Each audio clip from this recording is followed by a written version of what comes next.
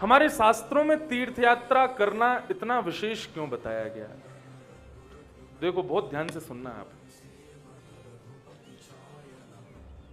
भजन करना, नाम जप करना, गुरु आज्ञा का पालन करना, मातृ पितृ चरण कमलों में बहुत निष्ठा रख के उनकी आज्ञा का पालन करना, दोनों बातों को समझिएगा। गुरु आज्ञा में माता पिता, वेद आज्ञा सब आ गई गुरु आज्ञा में। और ये तीर्थ यात्राएं करना, यज्ञ हवन करना, ये सब एक पुण्य के ही प्रकार हैं सब, लेकिन थोड़ा सा उनमें भेद है। कैसा भेद? मैं बहुत दिन से नहाया नहीं, तो अपने शरीर को मैल दूर करने के लिए केवल जल डालूंगा, उससे मैल दूर नहीं होगा। क्या करना पड़ेगा? साबुन लगाना पड़ेगा, बढ़िया से रगड़ा मारना पड़ेगा। आप लेके आए साबुन, बोले महाराज इससे नहाओ आपका मैल निकल जाएगा। अब आपने साबुन दिया, मैंने खूब रगड़ मार मार के महाराज आगे पीछे ऊपर नीचे सब जगह के मैल को साबुन से कर दिया, लेकिन साबुन लगा करके मैं तुरंत बाहर आ गया। मैंने कहा हाँ लगा लिया साबुन। बोले अरे अकेले साबुन लगाने से काम नहीं चलेगा, फिर से स्नान करना पड़ेगा। ठीक बंधुओं, उसी प्रकार ये नाम जप करना, भगवत स्मृति करना, गुरुजनों की आज्ञा का पालन करना, ये सब जल के समान है।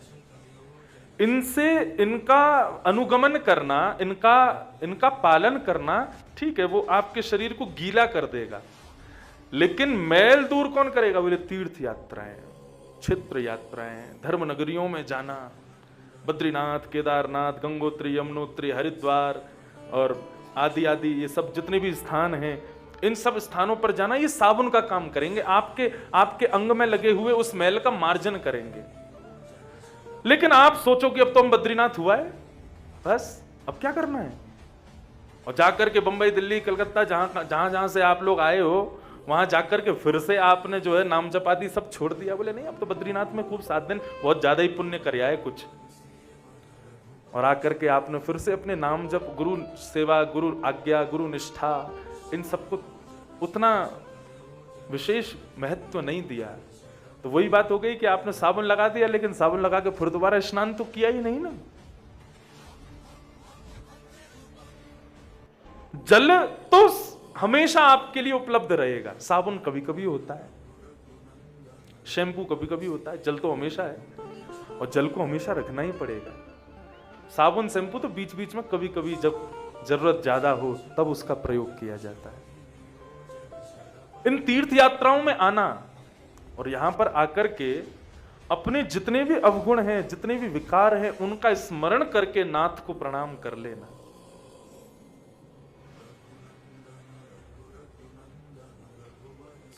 सर्व पाप हरो हरि कहकर के प्रणाम कर लेना, तब ये तीर्थ आपके उन विकारों को नष्ट करेंगे। इसलिए क्यों, पहाड़ों पर तो और भी सुंदर सुंदर, जोशीमठ से ऊपर चले जाओ, औली क्षेत्र है, बहुत सुंदर है घूमने का, मैंने तो देखा नहीं कभी, सुनते हैं बहुत अच्छा है। मनाली है, और भी जगह कथाएं कर सकते हैं जाके, और बल्कि ऐसे स्थानों पर कथा होती तो और ज्यादा भीड़ आएगी, अरे मनाली में कथा हो रही तो चलो, लेकिन ये बद्रीनाथ ही क्यों? क्योंकि तीर्थ क्षेत्र है, ये साबुन का काम करेगा, इसी से विकार दूर होंगे। अपने अवगुणों को स्वीकारो, उस पर कभी संशय मत करो, संदेह मत करो, उसमें कभी संकोच मत करो। अभी जितने भी विकार यहां पर बताए गए, इन विकारों में से यदि कोई भी विकार हमारे भीतर है, तुरंत उसको नष्ट करना है। क्यों? क्योंकि वो विकार इस बात का द्योतक है कि ठाकुर जी तुमसे प्रेम नहीं करते। आगे चमश ऋषि कहते हैं, और क्या बता रहे हैं? वदन्ति तेऽन्योन्यमुपासित स्त्रियो ग्रहेषु मैथुन्य परेषु चाशिषः यजन्ति सुष्टान्न विधान दक्षिणम् प्रत्यय परम धन तपसुं तत्विदः।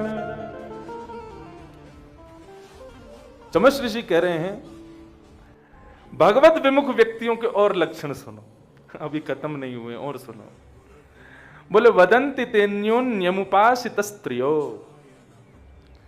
बड़े बूढ़ों की सेवा में, संतों की सेवा में, ऋषियों की सेवा में, उसमें इनकी निष्ठा नहीं होती। तो बोले परम सुंदरी कोई स्त्री दिख जाए तो उसकी सेवा में खूब लगे रहेंगे। तुमको चाय तो नहीं चाहिए, तुमको जल तो नहीं चाहिए, आपके लिए भोजन लेकर के आए, आपके लिए बढ़िया कुछ व्यवस्था कर दें।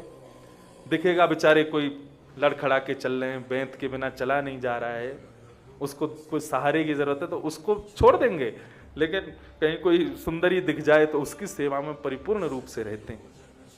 ये भगवत विमुख का लक्षण है। और ग्रहेषु मैथन्य परेषु चाशिष, जैसे ही झुंड बना करके बैठेंगे तो बैठ करके कभी भगवत चर्चा नहीं करेंगे, हरि चर्चा नहीं करेंगे, सत्संग नहीं करेंगे, आपस में बैठ के गप्पाष्टक करेंगे। चलो कभी कभी करो, कोई बात नहीं, वो भी अच्छा, हंसना चाहिए, लेकिन गप्पाष्टक में क्या करेंगे? बोले यही सब चर्चा, घर गृहस्थियों की, संसार की बुरी बुरी बातें, और इसने उससे क्या कह दी, इसने क्या कह दी, इसने यूं कर दिया, त्यों कर दिया, इन्हीं सब बातों में उनकी रुचि होती है। ये विचार नहीं करते कि अब 4-5 लोग बैठे हैं तो चलो मिलके थोड़ा हरिस्मरण कर लें ना। और यज्ञ करेंगे, लेकिन यज्ञों में नियम का उल्लंघन करेंगे। पूरे गांव में, घर में ढिंडोरा पीट देंगे, हम कथा करवाने जा रहे हैं, हम यज्ञ करने जा रहे हैं, या हम ऐसा ऐसा कोई सत्कार करने जा रहे हैं, लेकिन उसको करने में उनकी रुचि क्या होती है? यज्ञ में यज्ञ सफल हो, ये रुचि नहीं, हमको सुख मिले। यज्ञ में नियमों को तोड़ देंगे। आजकल ब्याह होते हैं तो ब्याहों में हमने क्या देखा कि जिस अग्नि के फेरे लेने के लिए दंपति दोनों बैठते हैं, अग्नि तो होती नीचे, दंपति बैठते कुर्सी पे दोनों। क्यों? नीचे बैठ ही नहीं सकते, घुटने दर्द करने लग जाएंगे। जिस अग्नि की साक्षी लेकर के दोनों विवाह करने बैठे हैं, वो नारायण नीचे बैठे हैं और दोनों दंपति ऊपर ऊंचाई पे बैठे हैं। यज्ञ तो करेंगे, लेकिन उसका उल्लंघन कर देंगे, नियमों का उल्लंघन कर देंगे। नियम होना चाहिए, पवित्रता से रहो, शुद्धता से बैठो। बीच में ही फोन उठा लेंगे, बात कर लेंगे, अरे वो कर देना, अभी यज्ञ चल रहा है मेरा, अभी नहीं कर सकता बात। और सबसे बड़ा उल्लंघन क्या है? बोले यज्ञ करने के बाद में अन्नदान नहीं करते। अन्नदान जबकि बहुत विशेष बताया गया। तामसम परिचिक्षते, यज्ञ तामसी कब हो जाता है, उसमें एक भाव ये भी बताया जाता है कि अन्नदान करना चाहिए यज्ञ करने के बाद।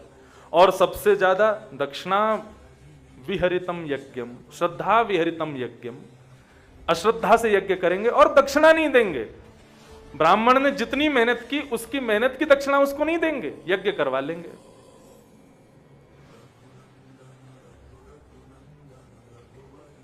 ब्राह्मण से पूरी क्रिया करवाएंगे, पाठ करवा लेंगे, यज्ञ करवा लेंगे, होम करवा लेंगे, खूब उसके बेचारे को पूरे सुबह से शाम तक उसको निचोड़ लेंगे।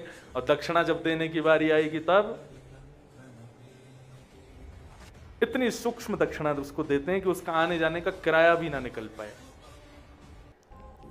देखो दक्षिणा का स्वरूप क्या, यज्ञ की पत्नी का नाम है दक्षिणा।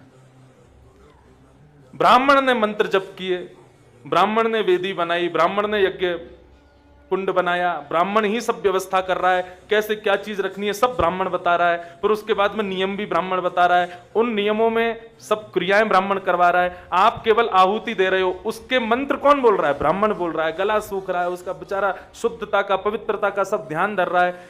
इतनी मेहनत जब ब्राह्मण कर रहा है तो फिर उस क्रिया का पुण्य ब्राह्मण को मिलना चाहिए, यजमान को क्यों मिलेगा?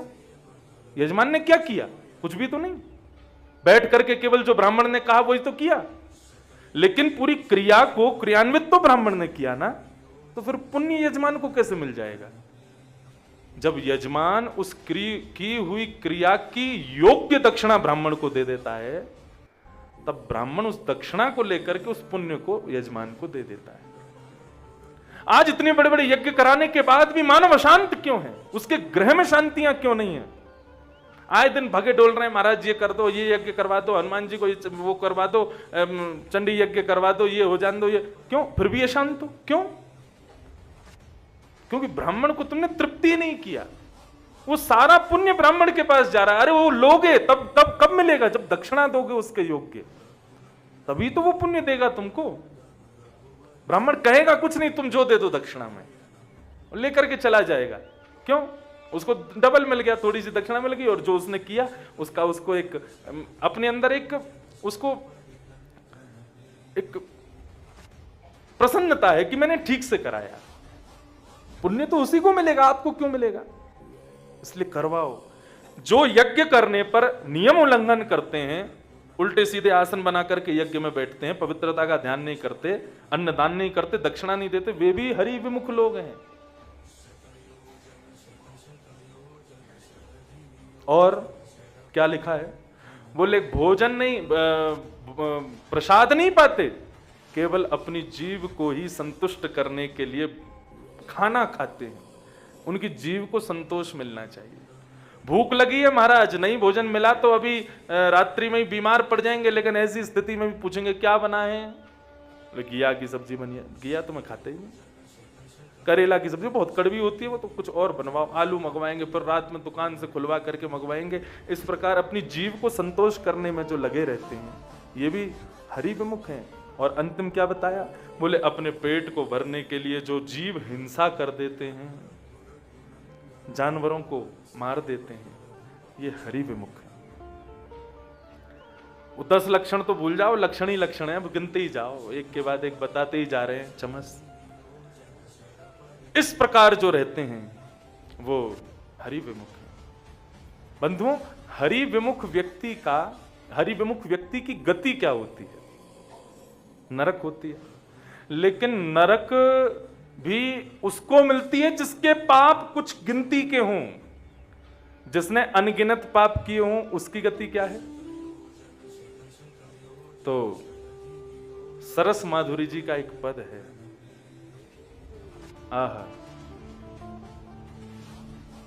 नर मर गट के भूत भजन बिन, नर मर गट के भूत भजन बिन। समझ में आया? हरि विमुख लोग पूछते हैं महाराज जी भूत होते हैं, प्रेत होते हैं, ये भूत प्रेत आदि ये सब होते हैं? हाँ होते हैं। कौन बनता है भूत? बोले जो हरि विमुख है वही भूत बनता है। नरक तो थोड़े बहुत उसकी गलतियां हो तब उसको नरक मिलता है, लेकिन उसकी गलतियों का कोई ठिकाना ना हो, उसकी हरि विमुक्ता का कोई ठिकाना ना हो, उसके अंदर दोषों का कोई ठिकाना ना हो, तब क्या बनता है? बोले फिर तो वो भूत ही बनता है। नर मर गट के भूत भजन बिन, नर मर गट के भूत भजन बिन, नर मर गट के भूत भजन बिन, नर मर गट के भूत। श्यामा श्याम जपे रसना सो, श्यामा श्याम जपे रसना सो, श्यामा श्याम जपे रसना सो, श्यामा श्याम जपे रसना सो, तिनको जान सपू, तिनको जान सपू, नर मर गट के भूत भजन बिन, नर मर गट के भूत भजन बिन, नर मर गट के भूत भजन बिन, नर मर गट के भूत। एक ब्राह्मण थे, वो कुछ अपना व्यापार करते थे। उनका नाम था रंगाजी। रंगाजी ब्राह्मण नहीं थे, व्यापारी थे, वैश्य थे। तो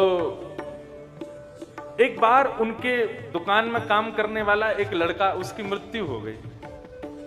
उसकी मृत्यु हुई तो वो चला गया। मृत्यु होने के 2-3 वर्ष बाद एक दिन रंगाजी अपनी दुकान पर बैठे थे, तभी उनको वो लड़का दिखाई दिया अपनी दुकान में जो 2 वर्ष पहले मर गया है। उसको देख करके रंगा जी बोले, भाई ये तो 2-3 वर्ष पहले मर गया था, ये आज मेरी दुकान में क्या कर रहा है? घबराए नहीं बेचारे। वो जैसे ही पास आया तो रंगा जी बोले, अरे बेटा तेरी तो मृत्यु हो गई थी 2-3 वर्ष पहले, तू आज यहाँ कैसे प्रेत बन गया है? बोले नहीं प्रेत नहीं बना, भूत बन गया। बोले नहीं भूत भी नहीं। तो बोले मैं यमलोक के स्वामी यमराज जी का एक मुख्य पार्षद बन गया हूं। बोले पार्षद बन गया? बोले हाँ, मैं यमलोक का पार्षद बन गया हूं और जो यमदूत है ना उनका स्वामी हूं। यमराज मेरे स्वामी हैं और मैं यमदूतों का स्वामी हूं, यमराज का पार्षद हूं। बोले बड़ी ऊंची पोस्ट मिली तुझे मरने के बाद? बोले हाँ। बोले ये ऐसे साधारण ऐसे आसानी से नहीं मिलती। तो बोले व्यक्ति का जन्म हो, जन्म में खूब पाप करे, पाप करने के बाद मर जाए, मर के नरक चला जाए, नरक में अपने पापों को भोग के फिर जन्म ले, फिर पाप करे, फिर मरे, फिर नरक जाए, ऐसे करते करते जो 100 बार नरक जाता है ना उसको पार्षद की उपाधि मिलती है। यमराज विचार करते हैं इसका बेचारे का यही काम है, घूम फिर के इसको नरक ही आना है, इतना प्रेम है इसको नरक से, तो फिर इसको भेजते ही क्यों है, इसको पार्षद बना दो। खूब उसका अनुभव भी बहुत हो जाता है, 100 बार नरक देखा उसने, तो पार्षद बना दिया। मैं पार्षद बन गया हूं। वाह बेटा बहुत बढ़िया। क्या करने आए हो? बोले करने क्या आया हूं, ये आपके यहाँ आपके घर से 3 घर छोड़ के एक घर है ना? बोले हाँ। वहां पे एक बुजुर्ग रहता है। बोले हाँ, उसने भी बहुत पाप किया अपने जीवन में, उसको ले जाने आया हूं, उसका समय होने वाला है थोड़ी बहुत देर में, तो मैंने सोचा आपसे मिल चलूं, मेरे सेठ जी आप रहे हो तो आपसे थोड़ा मुलाकात हो जाए। तब सेठ जी बोले वो तो बिल्कुल स्वस्थ घूम रहा है। बोले स्वस्थ घूम रहा है लेकिन उसकी अभी देखो 5 मिनट में मृत्यु होने वाली है। कैसे होगी मृत्यु? बोले वो बैलगाड़ी पे आ रहा होगा, उसका बैल पागल हो जाएगा, अपने सींगों को वो उसके पेट में जैसे ही उनके पेट को विदरण करेगा उसकी मृत्यु हो जाएगी, मैं उसके बैल के सींग पे जाके बैठ जाऊंगा। ठीक है सेठ जी फिर मिलते हैं। और ऐसा कहकर के वो तो अंतर ध्यान हो गया, सामने से सेठ जी को बैलगाड़ी आती दिख रही है, उस पर उनका पड़ोसी आ रहा है हाथ हिलाता हुआ, और भाई कैसे? इतने में ही उसके बैल ने सिर घुमाना शुरू किया, घुमाते ही एक पीछे की ओर बैलगाड़ी से निकल करके भागा, और जैसे ही सींग घुमाया उसके पेट में जाते ही उसका वध हो गया, नष्ट हो गया। इतने में ही उसकी शव में से एक जीर्ण शीर्ण सी आत्मा निकली। उस आत्मा को अपने गले से दबोचता हुआ वो जो दुकान में काम करता था, ठीक है सेठ जी जाता हूं, लेकर के चला गया। रंगा जी बोले ये सब मैंने क्या देखा आज? बड़े चिंतित, रात भर सोए नहीं। अगले दिन जैसी दुकान पर गए, बैठे थे, इतने में ही वो फिर से आ गया। आज क्यों आए हो भाई, किसको लेने आए हो? बोले सेठ जी आज वो बगल के गांव में एक है उसको लेने आया हूं। सेठ जी बोले अच्छा ठीक है सेठ जी समय हो गया, लेके चलता हूं मैं। उसको लेके वो भी चला गया, जैसे बताता है ऐसे मरेगा वैसे ही मरते सब। 3, 4, 10 बार सेठ जी के पास मिलने के लिए आया तो सेठ जी ने एक दिन उससे पूछा, बोले भाई एक बात बता, मेरे पास क्यों आता है तू? अपना काम किया कर, चला जाया कर, तू मेरी दुकान पर आकर के मुझसे मिलने क्यों आता है? कहीं तेरे यमराज की लिस्ट में मेरा नाम तो नहीं है? बोले नहीं सेठ जी, लिस्ट में किसका नाम है ये तो मुझे नहीं पता, लेकिन मैं आपके पास इसलिए आता हूं क्योंकि मैंने आपके यहाँ बहुत काम किया है, आपके अंदर सर्वगुण हैं, आप निष्ठा से कर्म करते हो, अनीति का पैसा नहीं कमाते, आपके पास आप बिल्कुल सदाचारी हो, सब कुछ है, लेकिन आप भजन नहीं करते। तो मैं तो केवल इसलिए आता हूं आपको बताने कि भजन नहीं करोगे ना तो एक दिन यमराज को तो बहाना चाहिए, वो आपकी एक गलती खोज करके आपको नरक बुला देगा, और उस समय आप मेरे सामने खड़े होगे, मैं आपको सोटा मारूंगा, तब आप कहोगे अरे तूने मेरी दुकान पर काम किया, तो मैं उस समय सुनूंगा नहीं आपकी। इसलिए आप उस स्थान पर आने से बचो, मेरी पिटाई से बच जाओ। इसलिए मैं आपको बताने आया हूं कि आपके पास सर्वगुण हैं लेकिन भजन नहीं है ठाकुर जी का। अब भजन करना शुरू कर दो। नरमर गट के भूत भजन बिन, नरमर गट के भूत भजन बिना, बिन हरि भजन करम सब अकरम, बिन हरि भजन करम सब अकरम, बिना हरि के भजन के सारे कर्म अकर्म के समान है। बिन हरि भजन कर्म सब अकर्म, बिन हरि भजन कर्म सब अकर्म। आठों गांठ कपूर, आठों गांठ कपूर,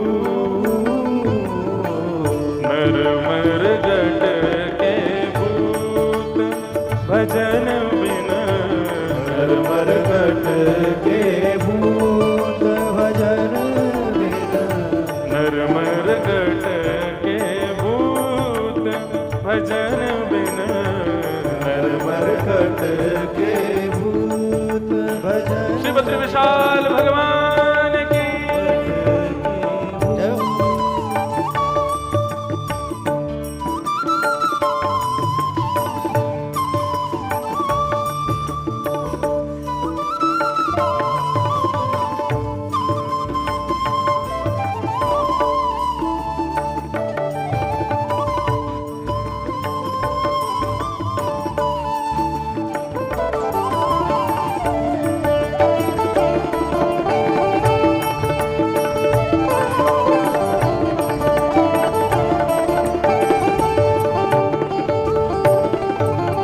रामायण की एक चौपाई लगभग सबको याद है। भगवान कहते हैं, निर्मल मन जन सो मोह पावा, मोहे कपट छल छिद्र ना भावा। लेकिन फिर भी हम मानते हैं कभी कपट करने से पहले, दूसरे से ईर्ष्या करने से पहले। आज ऐसी परिस्थिति है, आदमी अपने दुख से कम दुखी, दूसरे के सुख से ज्यादा दुखी है। वो इतना सुखी क्यों है? हम छल कपट करने से पहले सोचते हैं, विचार करते हैं, नहीं करते। ठाकुर जी स्पष्ट कह रहे हैं, निर्मल मन जन सो मोह पावा। इसके अलावा मुझे कोई पा नहीं सकता। फिर भी हम कभी निर्मल बनने का प्रयास करते हैं? नहीं करते। मत करो, क्या होगा फिर? सुनो, कह रहे हैं, निस दिन करत कपट छलबाजी, निस दिन करत कपट छलबाजी, निस दिन करत कपट छलबाजी, निस दिन करत कपट छलबाजी, समझे नाही तू,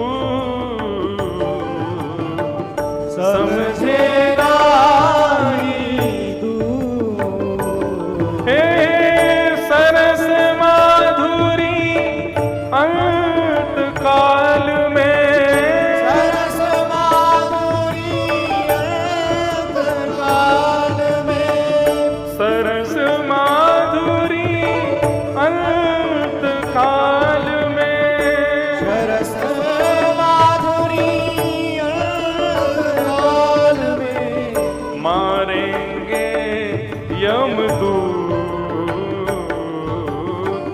मारेंगे यमदूत।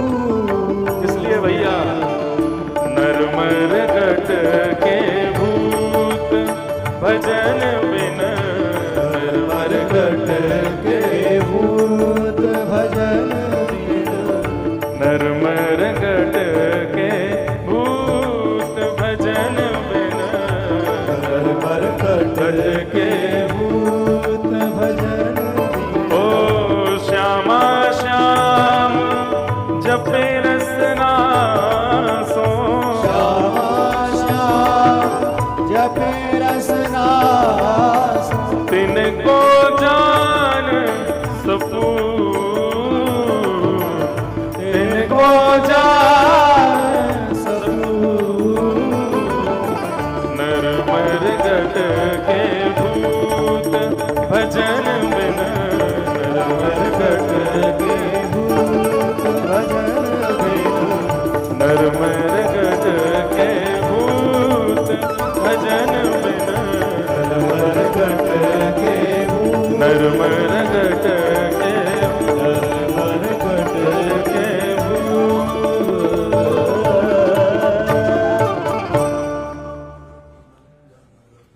निस दिन करत कपट छलबाजी, समझे नाही मत माने, सरस माधुरी जी कह रहे हैं बिल्कुल मत मानो, खूब करो, फिर क्या होगा? अंत काल में सरस माधुरी, अंत काल में मारेंगे यमदूत, तब यमदूत तुम्हें मारेंगे। व्यक्ति को कर्मानुसार मृत्यु के बाद दो प्रकार के देह प्राप्त होते हैं। यदि उसको स्वर्ग जाना होगा तो उसको भोग देह प्राप्त होगा, और यदि नरक जाना होगा तो यातना देह मिलेगा। हाँ, ये कथा अभी आगे इसमें और आता है कि वो क्या नाम है, रंगा जी भजन करना शुरू कर देते हैं। बोले कि भगवान की कितनी बड़ी कृपा, मुझे उन्होंने संकेत दिलवा दिया कि भाई भजन भी शुरू कर दो, तो भजन करना शुरू किया। एक दिन उनका वो दुकान का लड़का एक दिन उनको फिर मिल गया। उन्होंने उसको बोला, सुन भाई आज किसको लेने आया? बोले आज वहां पे उसको लेने आया हूं। बोले अच्छा, मेरा एक काम करेगा? बोले हाँ। बोले जिस दिन यमराज जी तुझसे बड़े प्रसन्न हो ना, बोले अच्छा, उस दिन यमराज जी से जरा यूं बोल देना कि प्रसन्न होके वो तेरे को कुछ देने की इच्छा रखें, तो उनसे कह देना कि हमारे सेठ जी नरक और स्वर्ग देखना चाहते हैं। बोले क्यों, आप क्यों देखना चाहते हो?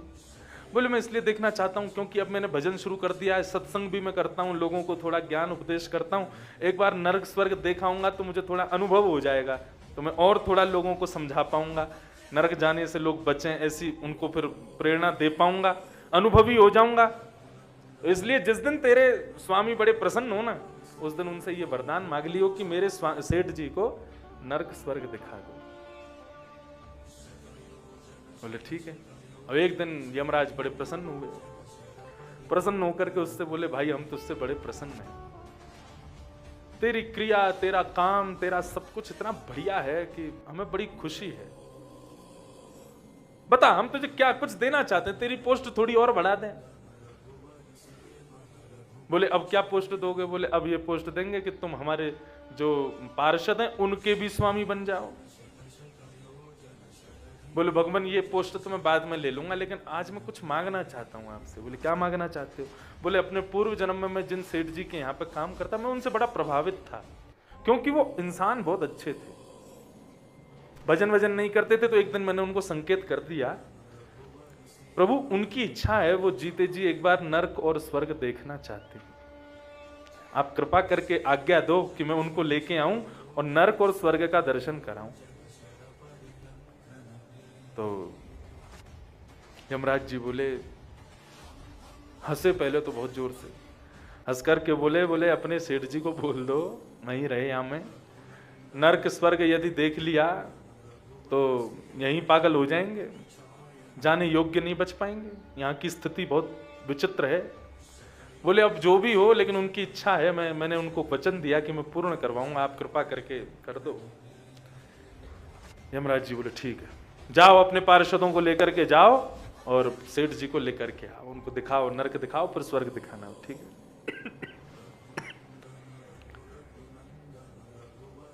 सेठ जी आए, सबसे पहले जैसे ही नरक में उन्होंने प्रवेश किया, नरक की स्थिति देख करके तो महाराज बार बार आंख बंद करें, देखे ही नहीं जावे। क्यों? क्योंकि नरक आने वाले व्यक्ति को यातना देह मिलता है। एक बार मुझसे प्रश्न किया था किसी बच्चे ने कि जब शरीर हमारा पृथ्वी पर ही रह जाता है तो फिर नरक के कष्ट और स्वर्ग के भोगों को महसूस कौन करता है? क्योंकि आत्मा को तो कुछ महसूस होता नहीं, आत्मा तो नश्वर है, तो उसको जब यातना महसूस नहीं हो सकती, उसको कोई जला नहीं सकता, मार नहीं सकता, उसको कोई सुख भोग नहीं सकती, तो फिर नरक स्वर्ग के ये जो सुख और दुख हैं ये कौन भोगता है? शरीर तो हमारा यहीं जल जाता है। तब ये उत्तर मिला कि नरक जाने वाले को यातना देह मिलता है। यातना देह कैसा होता है? बड़ा अच्छा इंजीनियरों ने बनाया उसको स्वर्ग के। कैसे?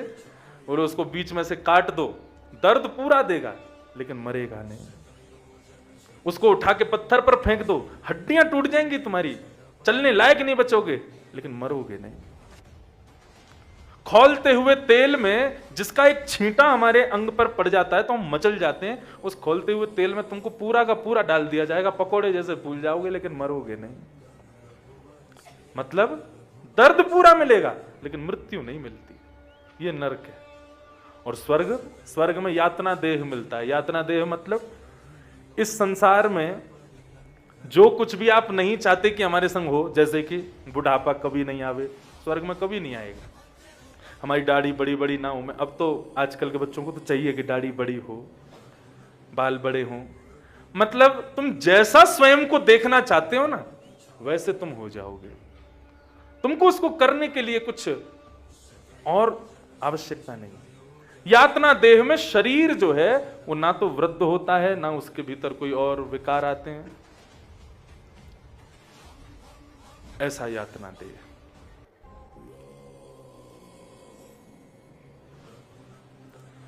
तो भोग देह और यातना देह, ये दो देह हैं। नरक में यातना देह मिलता है और स्वर्ग में भोग देह मिलता है। बहुत ध्यान से सुनो सब लोग। तो वो जैसे ही पहुंचे नरक में, नरक के उन्होंने जैसी यातनाओं को देखा, व्यक्ति ने कैसे कैसे कर्म किए हैं उसके अनुसार उसको वैसे वैसे भोगने पड़ रहे थे। राम राम राम, वो सब देख करके सेठ जी का तो दिमाग खराब हो गया। सेठ जी बोले मुझको यहां से लेके चलो। इतने में यमराज प्रकट हो गए, बोले नहीं जा पाओगे। क्यों? बोले क्योंकि आपका भी एक कृत्य ऐसा है जिसकी वजह से आपको नरक में आना पड़ेगा, नरक में रुकना पड़ेगा। बोले मैंने ऐसा कुछ नहीं किया, मुझे पूरे जीवन का याद है, मैंने ऐसा कुछ भी नहीं किया है। बोले किया है। बोले क्या? बोले एक आपके गांव का चम्रकार है, चप्पल बनाता है, उससे आपने एक दिन अपनी चप्पल का कुछ करवाया था। बोले हाँ। उसने कितने रुपए बताए थे? बोले 5 रुपए। आपने दिए कितने? बोले 3 रुपए। 2 रुपए क्यों नहीं दिए? बोले मैंने कहा अरे तुम हमारे गांव के हो भाई, ये तो 3 रुपए का काम था, 5 क्यों ले रहे हो? तुमने 2 काटे उसके। हाँ, तो वही चम्रकार अभी 2 वर्ष पहले मर गया। बोले हाँ, वो यहीं पर यातनाएं भोग रहा है। उसको जिसने यातनाएं दी उनको भी यातना भोगने आना तो पड़ेगा। आपके 2 रुपए ने उसको बेचारे को पूरी रात नहीं सोने दिया था, तो उस यातना को आपको भोगना पड़ेगा। अब तो वो इतने घबरा गए, बोले कि अब क्या करें, वो कहाँ है चम्रकार, यहीं पे हमारा कुछ लेन देन करवा दो, 2 रुपया दे दूंगा मैं उसको। और भारतीय मुद्राएं नहीं चलती नरक में, क्या करें फिर? तो यमराज ने उपाय बताया, बोले कि आप एक काम करो, 2 रुपए की जितनी चमड़ी होनी चाहिए उतनी अपनी चमड़ी दे दो उसको, तो तुम्हारा वो जो दोष है वो उतर जाएगा। सेठ जी का सिर घूमने लगा। बोले भाई ये नरक है, मेरे से एक अपराध हुआ है जीवन में, वो भोगने भी मुझे यहां आना पड़ेगा। अभी यहां से जाते ही भजन शुरू कर दूंगा मैं, तो दिन रात भजन करूंगा, यहां ना आना पड़े बस। गए सेठ जी से, जैसे चम्रकार मिला तो रोने लगा। बोले सेठ जी आपने उस दिन बहुत बुरा किया, मेरे 2 रुपए मेरी मेहनत के काटे आपने, दो चमड़ी दो। कितनी होगी? तो महाराज 2 हाथ चमड़ी सेठ जी की नोची दी उसको, तब जाकर के थोड़ा तो भोगना ही पड़ेगा, नरक है।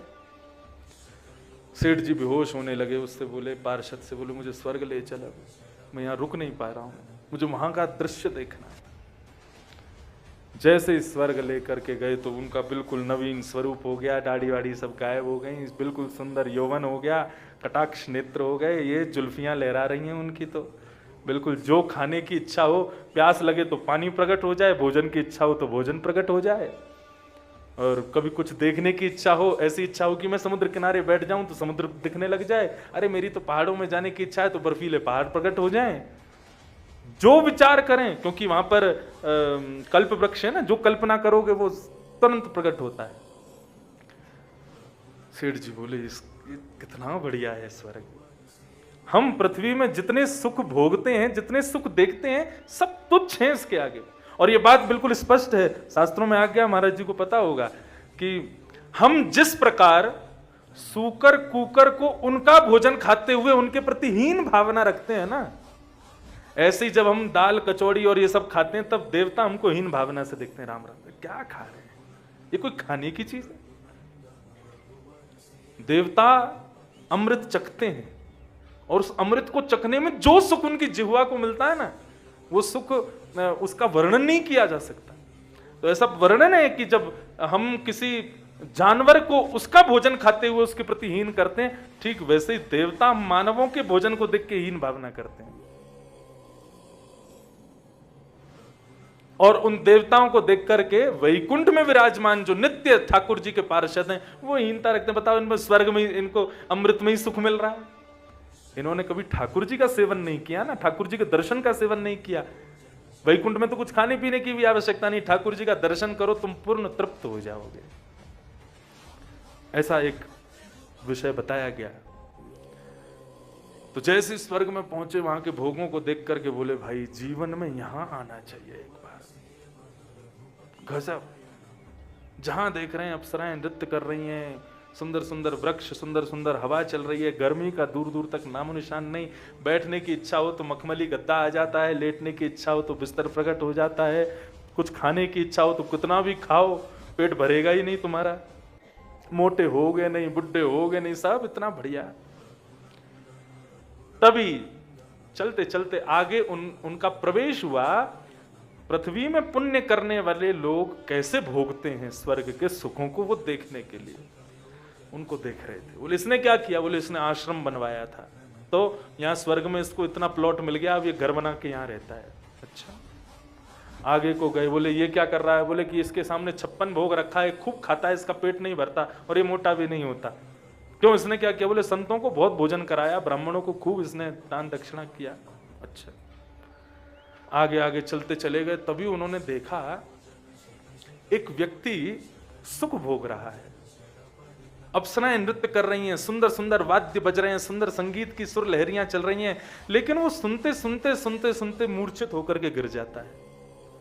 और मूर्छित जैसे ही होता है तो अप्सराएं आती हैं, फिर उस पर पानी का छिड़काव करती हैं, जैसे तैसे उसको होश में लाया जाता है, वो फिर से होश में आता है, होश में आकर के और फिर जो है अपनी फिर से वो क्रियाओं का दर्शन करता है, फिर से सुख भोगता है, लेकिन फिर से मूर्छित होकर गिर जाता है।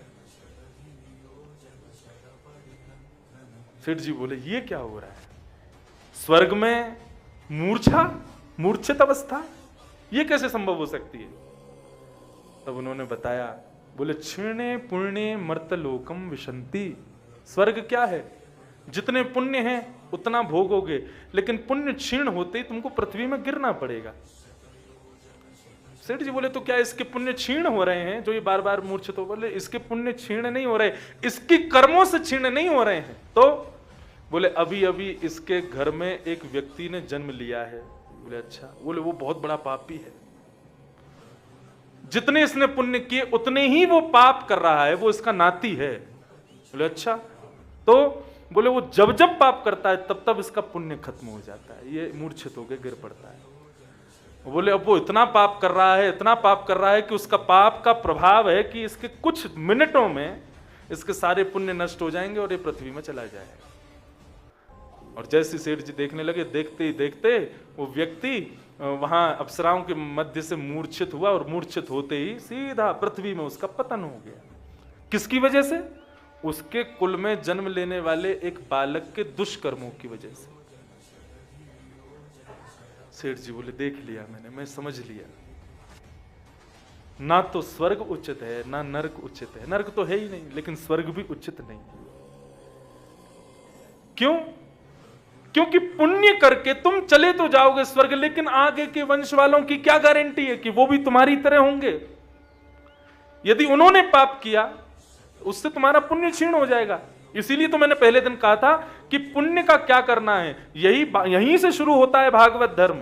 कायेन वाचा मनसेन्द्रियैर्वा बुद्ध्यात्मनाभा नुषितस्वभावात् करोमि यत् यत् सकलम परस्मै नारायणायेति समर्पये तत्। पुण्य कमा के बच्चों के लिए, परिवार के लिए छोड़ के मत जाओ, वो पुण्य कमा करके ठाकुर जी को अर्पित कर जाओ। क्यों? बोले क्योंकि यदि परिवार को दिया, बच्चों को दिया, पूत कपूत तो क्यों धन संचय, पूत सपूत तो क्यों धन संचय। पूत यदि कपूत है तो उसके लिए धन सिंचन क्यों करना, बर्बाद कर देगा एक दिन। और पुत्र यदि सुपुत्र है तो भी क्यों सिंचन करना, अपनी सुपुत्रता से ही कमा लेगा, अपने सुंदर भाव से वो कर लेगा उसको जो करना है। तुमने जो पुण्य किया ठाकुर जी को देके जाओ, उससे क्या होगा? स्वर्ग भी नहीं मिलेगा, नरक की तो बात ही नहीं है, सीधा वैकुंठ प्राप्त होगा, जहां से कभी गिरना नहीं पड़ता, जहां से कभी पतन नहीं होता।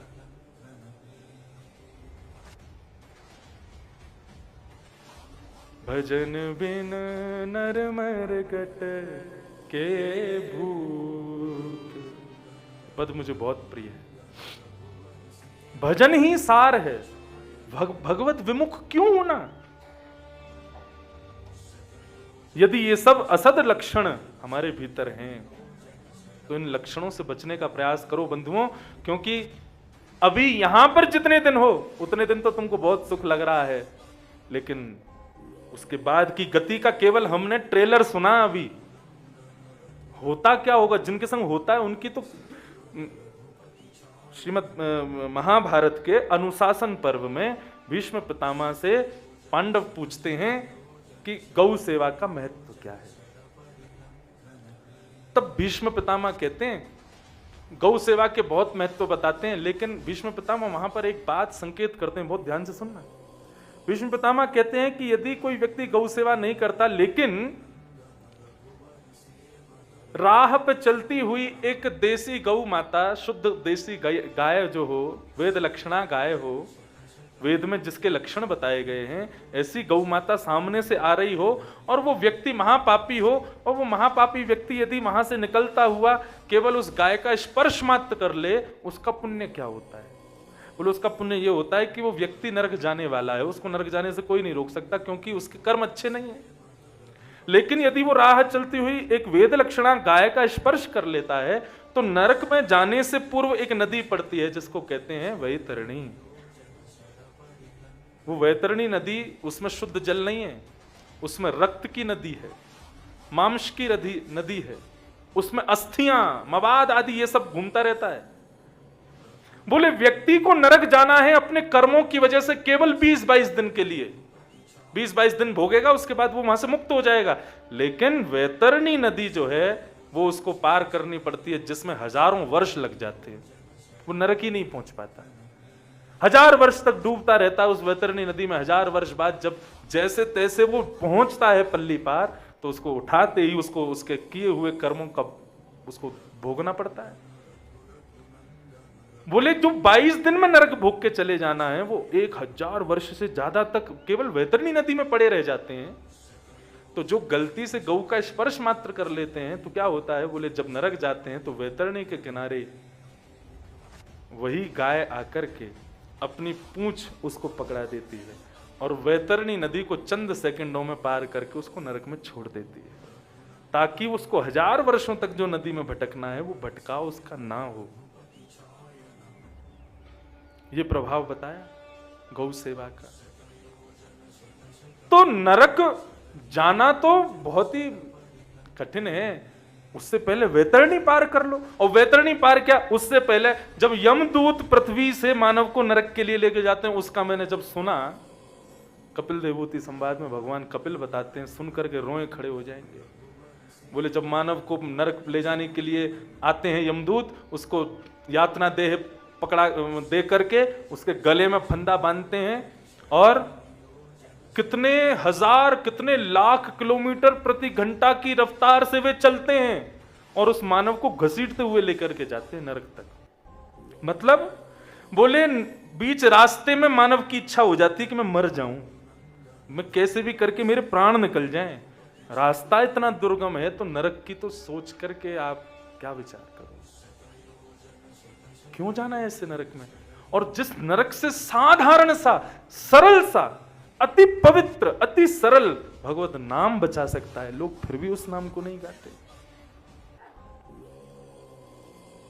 किमाश्चर्यमतः परम, यक्ष ने प्रश्न किया युधिष्ठिर जी से। अच्छा एक बात आपको बताऊं, मैंने वैसे तो अफवाह के रूप में सुना है, लेकिन हो सकता है शायद सत्य हो। बाकी यहाँ बद्रिकाश्रम में बैठे सब संतजन विराज रहे हैं, ये यक्ष की भूमि है, यक्षों की। और यहाँ के स्वामी हैं भगवान बद्रीनाथ के बगल में बैठे रहते हैं ना, मुखमंडल दिखता है उनका, कुबेर, वो यक्ष राज हैं। और ये यक्ष की नगरी है, यहाँ पर आगे ही अलकापुरी है, वहीं से अलकनंदा जी आ रहे हैं। तो ये यक्षों की भूमि है, ऐसा मैंने सुना है। अब सत्य है कि नहीं पता नहीं। अगर कोई व्यक्ति यहाँ पहाड़ों पर विचरण करे, अकेला विचरण करे और ज्यादा सुगंधी लगा करके विचरण करे या ज्यादा चमकीले वस्त्र पहन करके विचरण करे, तो यक्ष उसको पकड़ लेते हैं, यक्षिणियां पकड़ लेती हैं, यक्ष यक्षिणियां उसको पकड़ लेती हैं। मैं अभी 1 महीना पहले आया था बद्रीनाथ, तो अपने बाल योगेश्वर दास जी महाराज वो थे संग में, तो हम लोग माना से ऊपर मैं गया हूँ, पूरा यहाँ पे आगे तक गए हैं, चरण पहाड़ी से भी आगे तक खूब गए हैं, वहाँ पे माना से भी आगे वसुधारा उसका दर्शन करने गए, उससे भी आगे रास्ता जाते हैं लोग। तो वो मेरे को उन्होंने मुझे बताया, बोले महाराज यहाँ ज्यादा इत्र लगा के, ज्यादा परफ्यूम लगा के, ज्यादा चमकीले वस्त्र पहन करके पहाड़ों पे नहीं जाना चाहिए अकेले। मैंने कहा क्यों? बोले यक्ष यक्षिणियां पकड़ लेती हैं। हमारे संग एक पंडित जी थे, तो वो बोले कल मैं अकेला जाऊंगा, देखें तो सही कैसी होती है देखें तो सही कैसे होते हैं।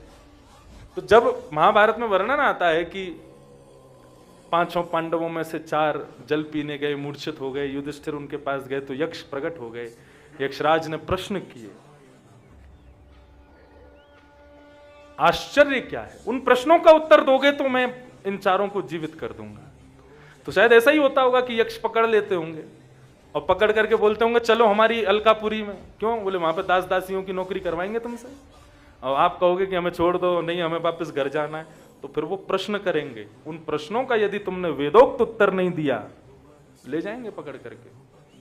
और कहते हैं लोग मार देते, मारेंगे काय को? यक्ष नगरी बहुत बड़ी है, वहां जाके काम वाम कुछ करवाएंगे, लो झाड़ू पोंछा करो, बर्तन करो।